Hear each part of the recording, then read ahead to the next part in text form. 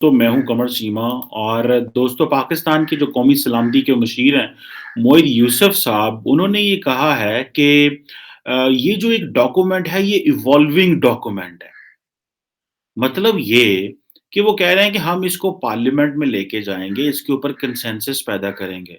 दूसरी जानब वो कहते थे कि इस डॉक्यूमेंट को तमाम स्टेक होल्डर्स की उम्मीद सपोर्ट हासिल है। अब ये एक वो फिर कहते हैं ये एक इंटेलेक्चुअल डिबेट है, एक कंस्ट्रक्टिव आर्गुमेंट्स हैं कि हमें किस तरह आगे की तरफ जाना है।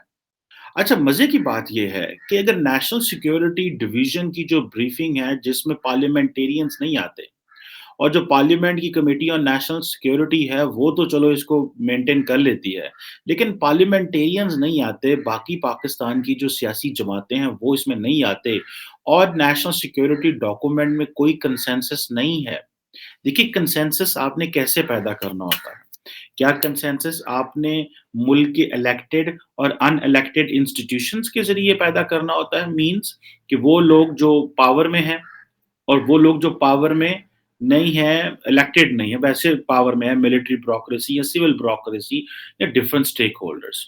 अब क्वेश्चन ये आ जाता है कि इमरान खान साहब ने इस मुल्क के अंदर जिस चीज़ की बुनियाद रखी है, वो बुनियाद रखी है तक़सीम की। यानी कि जितनी वो ज़्यादा डिवीज़न कर सकते हैं, जितना ज़्यादा वो लोगों के अंदर वो डिवाइड कर सकते हैं, उतना ज़्यादा वो समझते हैं वो कामयाब होंगे।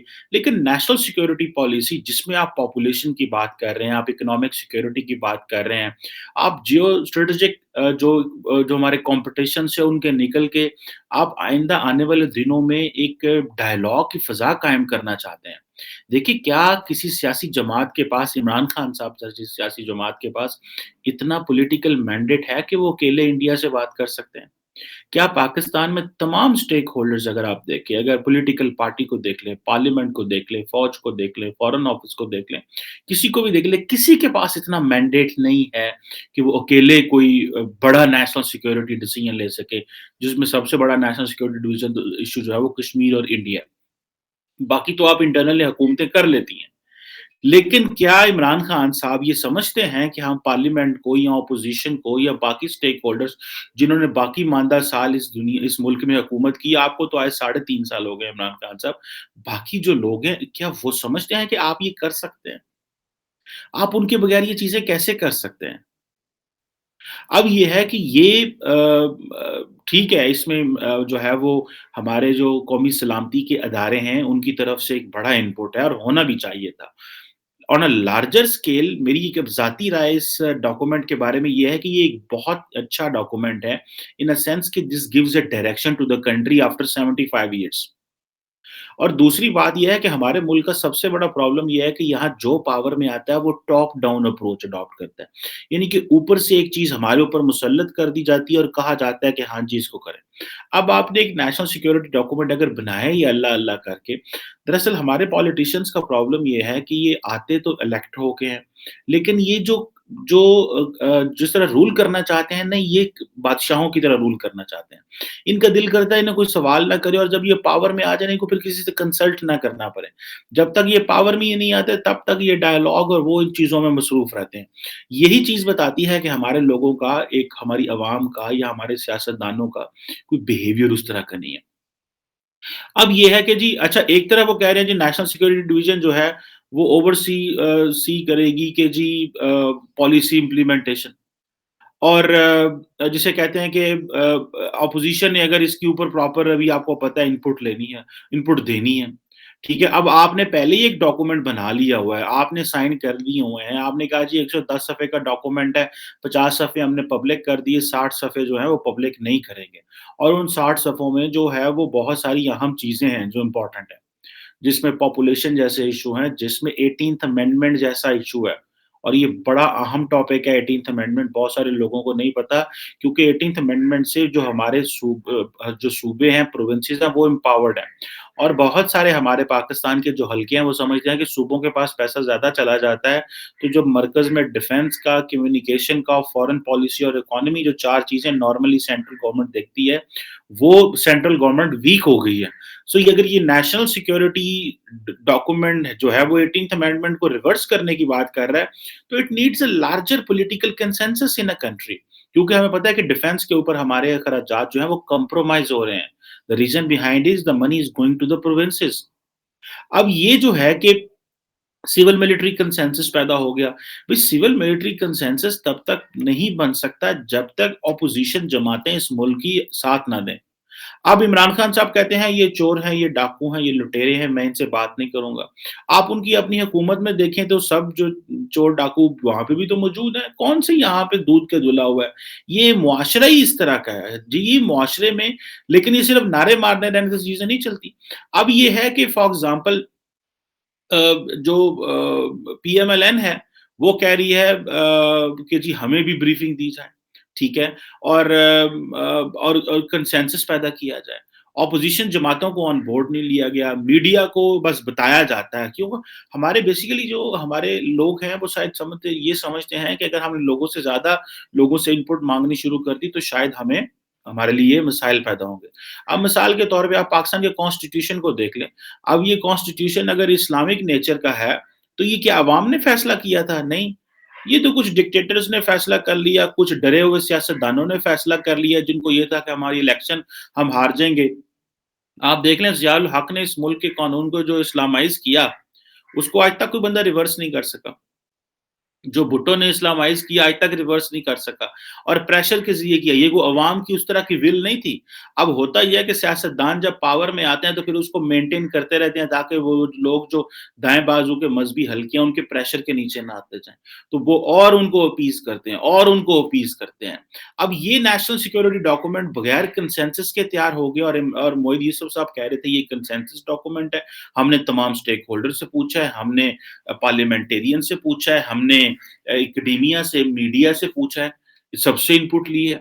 अब ये है कि जब तक अब आपने ये डॉक्यूमेंट को इम्प्लीमेंट किससे करवाना है? उन्हीं सूबों से। आपने सिंध से इम्प्लीमेंट करवाना है, आपने कल को तो आपने 1.5 साल बाद तो आपने ऑपोज़िशन में चले जाना है, तो इस डॉक्यूमेंट को कैसे इम्प्लीमेंट करवाएँगे? और जो नई हुकूमत आएगी वो कहेगी हम इसको डॉक्यूमेंट को मानते नहीं, ये कौन-सा कानून है? ये कौन-सा सहीफ़ा है? वो कहेंगे ये तो ठीक है डॉक्यूमेंट है, ये तो नया बन जाएगा। सो क्या सारी इसी तरह एक्सरसाइज हम करते रहेंगे, एक गवर्नमेंट आएगी, वो अपनी नेशनल सिक्योरिटी पॉलिसी देगी, दूसरी आएगी, वो दूसरी देगी। अगर आप इस डॉक्यूमेंट को वाक़ई ही आप इसको कराना चाहते थे, तो ये और दूसरी बात, देखिए सबसे बड़ा जो प्रॉब्लम है वो है इकोनॉमिक सॉवरेनिटी। अब इकोनॉमिक सॉवरेनिटी जो है, वो आप क्या कोई हुकूमत अकेले अचीव कर सकती है? क्या हुकूमत को तमाम बाकी स्टेक होल्डर्स को ऑन बोर्ड नहीं लेना होगा? क्या हुकूमत को तमाम बाकी जो स्टेक होल्डर हैं उनसे बात नहीं करनी होगी? क्या जो आप आईएमएफ से पैसे ले रहे हैं, कल आइंदा आने वाली हुकूमतों को नहीं करना पड़ेगा? तो जब और दूसरा ये है कि आपकी कुछ ऐसी जैसे सिंध गवर्नमेंट है, वो अपोज़िशन में है। सो द क्वेश्चन रिमेन्स कि जब आपने इकोनॉमिक सिक्योरिटी अचीव करनी है, तो how can you achieve that without a consensus and are you bringing this national security policy for 18 months? No sir, you are bringing in for another 3.5 years. After the Prime Imran Khan completes his tenure in just in next 18 months. So the fundamental question is that if there is a no consensus, how can you just implement whatever is written in this security document? और हमारे पाकिस्तान के अंदर तो 18th amendment यानी कि जो सूबों को प्रोविंसेस को पावर डिवॉल्व की गई हैं, people are not happy that those power should come back to the centre and how can you do that? ये बहुत बड़ा डिस्ट्रेस है, मैं इसे समझता हूँ कि ये इमरान खान साहब ने अपना प्रेरोगेटिव इस्तेमाल करते हुए इस चीज़ को कर तो लिया है, लेकिन जिस चीज़ में कंसेंसस नहीं है, ऑपोज़िशन कहती है कि हमारे ऊपर आप केसेस बनाते हैं, हमें आप जेलों में डालते हैं, हमें आप सज़ाएँ देते हैं, हमें आप जो है वो इन मसाइल में डाला हुआ है, हम तो ये काम नहीं करने वाले आपके साथ, आपने हमारे साथ फेक केसेस बनाए हुए हैं। अच्छा, उनका ये पॉइंट भी बड़ा जेन्युइन है कि ये फेक केस बनाते हैं, बनाते फेक केस हैं। कहीं जेन्युइन केस भी हैं। ये नहीं कि बिल्कुल ही सारे ऑपोज़िशन को दूध की दली थोड़ी है। उन्होंने भी तो जो किया वो भी तो अकाउंटेबिलिटी पसंद नहीं करते। हुकूमत भी अकाउंटेबिलिटी पसंद नहीं करती। So at the end of the day what matters for us is कि आपने वो सारी चीज़ें तो नेशनल सिक्योरिटी डॉक्यूमेंट में लिख दी। आपने सारी चीज़ें सिक्योरिटी डॉक्यूमेंट में लिख दी, लेकिन आपने तमाम स्टेक होल्डर्स को ऑन बोर्ड नहीं लिया हुआ। और आप कह रहे हैं कि जनाब हम जो है वो करेंगे। अब आप देखिए ना कि आप ये कहते हैं कि हमें जो है वो सोशियो इकोनॉमिक पॉलिसीज़ डेवलप करनी चाहिए और फिर दूसरी बात, जो सबसे बड़ा इम्पोर्टेंट है, जो सब नेशनलिस्ट एलिमेंट्स हैं, सब नेशनलिस्ट यानी कि पश्तून नेशनलिस्ट एलिमेंट्स हैं, बलूच नेशनलिस्ट एलिमेंट्स हैं, उनके साथ क्या बातें हुई हैं? देखिए 2 तरीके हैं, एक है नेशनल कंसेंसस पैदा करना और एक है डरा-धमका के, धमका के, केसेस डाल के ये करना। जो पाकिस्तान का सारे का सारा सोशल कॉन्ट्रैक्ट इस वक़्त खड़ा हुआ है, वो फ़ियर के ऊपर खड़ा हुआ है, खौफ के ऊपर है, कि अगर हाँ, हमने ये बोले तो हमें सज़ा मिलेगी, ये बोले और अगर वो ताकतवर हल्का होता है टीएलपी जैसा तो वो डंडे के ज़ोर पे सारा कुछ लेके चला जाता है। और अगर आपके पास ताकत नहीं है, आप थोड़ा-सा वो कमज़ोर हैं और अगर आप कोई इस तरह की वॉइस रखते हैं, तो आपको पनिशमेंट मिलेगी। सो ये जो एक्सप्लॉइटेशन है, मैनिपुलेशन है, जो एथनिक, रिलिजियस, सेक्टेरियन लाइन्स हैं, इनको आपने कैसे मेंटेन करना है? ये एक बहुत बड़ी हमारी अ, हम ज़्यादती कर रहे हैं कि हम ऊपर-ऊपर से ये नेशनल सिक्योरिटी डॉक्यूमेंट बना रहे हैं, इसमें लार्जर कंसेंसस नहीं है। देखें, आपका काम ये था कि नेशनल सिक्योरिटी ऑफिस का काम ये था कि बलूचिस्तान के जो नेशनलिस्ट ग्रुप्स हैं, केपी के जो नेशनलिस्ट ग्रुप्स हैं, सिंध के जो स्टेक होल्डर्स हैं, सबको ऑन बोर्ड लेते। किसका दिल नहीं करता कि उसे सरकार पूछे? सबका दिल करता है। और जो थोड़ा बहुत आप एक दफ़ा सबसे कंसेंसस लेके डॉक्यूमेंट में डालते रहते, फिर बाद में उसको आहिस्ता-आहिस्ता इम्प्लीमेंट करवाते रहते। वो टाइम स्लो होता, शायद स्लोली इम्प्लीमेंट होता। ठीक है जी। अब ये जो चीज़ें हैं ये एक इम्पोर्टेंट चीज़ है।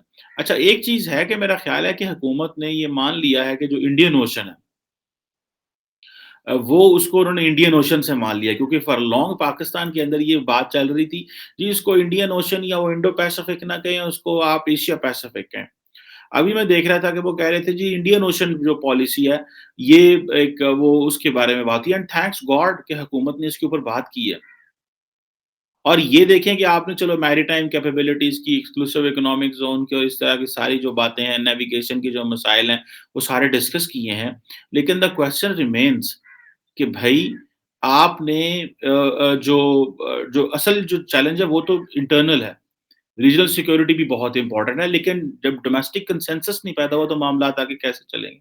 आगे जाके इंडिया के साथ आप जो बात करना चाह रहे हैं, वो एक अच्छी चीज़ है इंडिया से बात करना। गो के मेरी एक ज़ाती राय में मैं अगर इसके ऊपर इनपुट दूँ, तो Pakistan should not have come up with this कि जी हम 100 साल तक भी जो है वो रखना चाहते हैं, इंडिया से बात करना चाहते हैं। Pakistan should have been silent on India.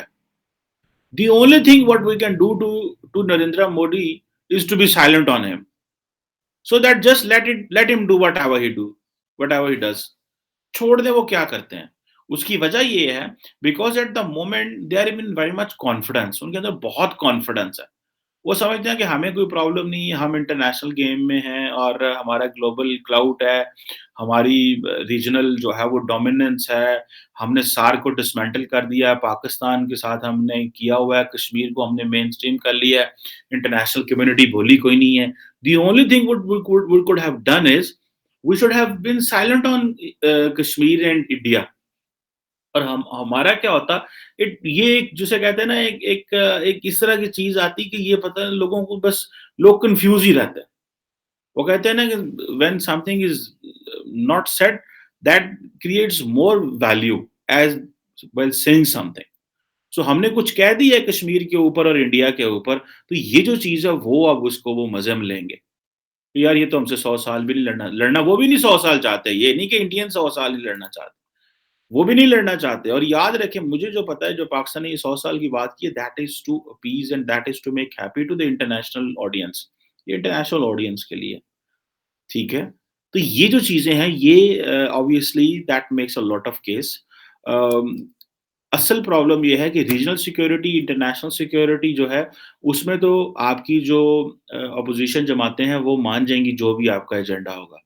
जो इंटरनल सिक्योरिटी के मामलात हैं, उनमें यू नीडेड अ कंसेंसस चाहिए। उनमें कंसेंसस चाहिए और हमारा यहाँ पे ये है कि ये ऊपर से बात लेके आते हैं, ऊपर से टॉप डाउन अप्रोच लेके आओ। नीचे से नहीं, टॉप डाउन। अवाम किसी से पूछना-पाछना नहीं, उत्तों लैके आओ ते उत्तों गन पॉइंट ते कहो मन्नो इन्नों ते तां मन्नांगे, तां we will go this way forward. This is something which is not welcoming and जो आज जो मोई यूसुफ साहब मान गए हैं, we can create a consensus that is a major blow to this national security policy, and Prime Minister Imran Khan should have consulted opposition. When you are in government में होते हैं तो आपको you have to welcome everyone. Rather कि आप जो है वो you just play like an opposition leader while being in government. Thank you very much.